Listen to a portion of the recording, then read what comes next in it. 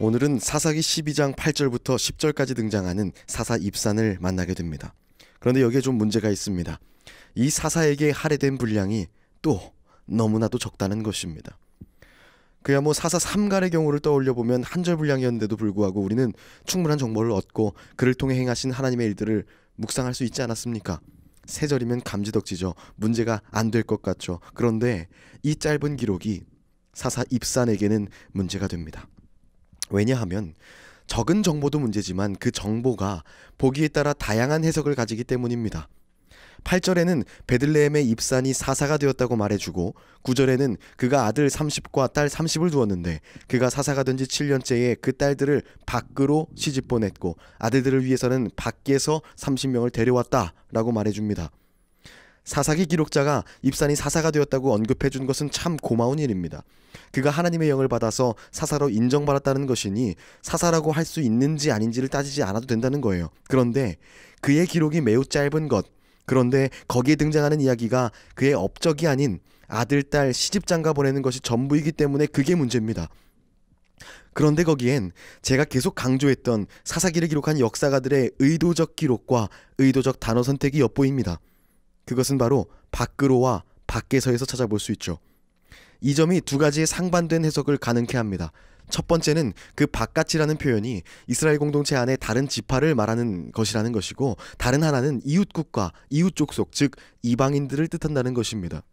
두 번째 경우라면 사사기 기록자의 그 의도는 비판이 될 것입니다. 왜냐하면 이방인들과의 혼인은 하나님이 기뻐하시지 않는 것이었기 때문이죠. 정체성의 문제였습니다. 그들을 하나님께서 주신 땅 가나안에서 내보내라고 하셨는데 오히려 이스라엘은 그들과 혼인하여 섞임으로 자신들의 안전을 도모하고 그들의 우상 숭배를 배우는 모습, 그 보였던 것들 기억하시죠?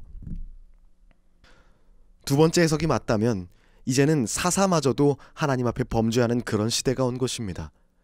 이제는 이것을 막는 사명을 지녔던 지도자가 그 땅에서의 안전을 보장받고 자신들의 실리를 챙기기 위해 이방인들과 결혼을 하고 있는 겁니다. 아주 솔선수범해서 말이죠. 이것은 하나님의 선택을 받은 자가 하나님을 향한 신앙을 저버리는 너무나도 큰 잘못을 한 거예요. 이런 사사의 불신앙적인 모습을 사사기 기록자들은 지적하고 싶은 것이 되겠죠.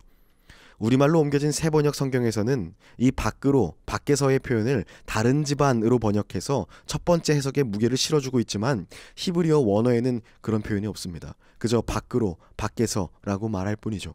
저는 그래서 두 번째 해석, 즉 이방인들과의 결혼, 이것으로 보는 것이 기록자들의 의도를 잘 캐치하는 것이라고 봅니다.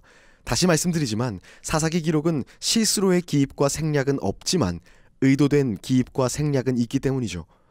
7년째에 그 자녀들의 결혼이 있었다고 성경은 말하고 그 다음 10절에서는 시간적 정보 없이 그의 죽음과 장사됨을 알리고 있으니까 적어도 그는 7년 이상 되는 짧지 않은 시간을 사사로 있었습니다. 5년 단임제인 우리나라의 대통령도 그 임기가 끝나면 그가 어떤 일을 했는지 그 적을 거리가 참 많은데 7년이 넘는 시간 이스라엘을 다스린 사사의 기록에 대표로 남은 그 한 줄 정보가 그의 자녀들을 결혼시킨 것이었다면 그 의도가 비판을 위한 것임을 우리는 추측을 해볼 수 있습니다. 오늘 설교의 제목처럼 의도된 기록이었다는 것이죠. 제게는 이것이 합리적인 추론입니다.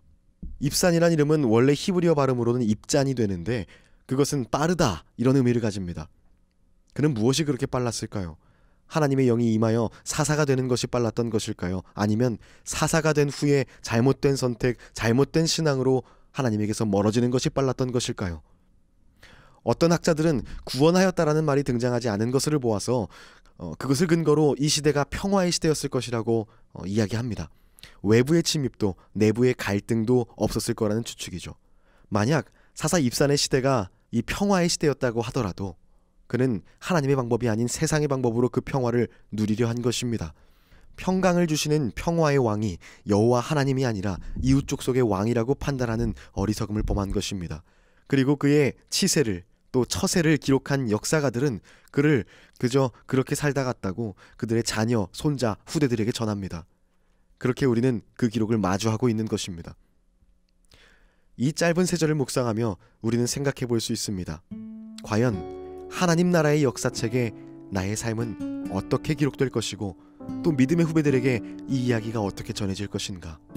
바라기는 하나님께 삶의 자리로 소명받은 우리가 하나님의 영을 부음받아 사사가 되었으나 결국은 하나님의 길을 저버렸던 입산과는 달리 기록되길 원합니다. 우리의 삶을 조명하시고 우리의 삶을 기록하시는 그 하나님의 책에 하나님께서 쓰시는 우리를 향한 의도된 기록이 거룩함을 끝까지 지켰다, 이런 내용이 될 수 있기를 소망하며 축복합니다. 기도합시다.